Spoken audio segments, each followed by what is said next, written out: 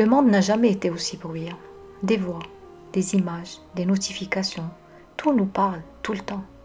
Et pourtant, au fond, ce que beaucoup d'entre nous ressentent, c'est un étrange vide. Nous avons appris à montrer avant d'apprendre à ressentir. Nous partageons des instants avant même de les vivre. Nos émotions se consomment en stories. Nos joies s'éteignent dès qu'elles sont postées. Et nos foyers s'exposent au regard du monde. Perdent petit à petit leur chaleur, leur mystère, leur paix. Ce vacarme a un prix, celui de notre connexion intérieure. Et à force d'écouter tout ce qui vient de dehors, nous avons oublié d'écouter ce qui vient de dedans. Mais le cœur, lui, ne crie pas, il parle doucement. Et c'est pour cela qu'il faut du silence pour l'entendre. Le silence n'est pas un manque, c'est un retour. Il nous ramène à l'essentiel, à la vérité, à ce que nous ressentons vraiment. Il nous apprend que certaines choses se vivent mieux dans le secret.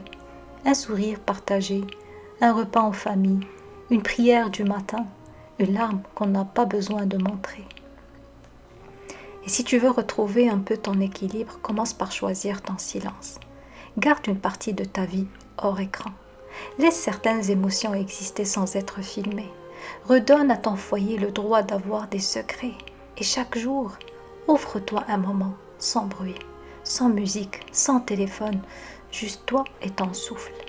Tu verras, les émotions que tu croyais perdues reviendront. La gratitude, la paix, le vrai lien avec Allah et avec les autres. Parce qu'en réalité, le cœur ne cherche pas le silence du monde, il cherche le silence en toi. Alors ferme les yeux, respire lentement et écoute. Ce que tu cherches à l'extérieur murmure déjà à l'intérieur. Ce n'est pas le monde qu'il faut faire taire, mais le tumulte en toi. Et quand ton cœur retrouve le calme, il retrouve la vie. Facile là, une graine de conscience.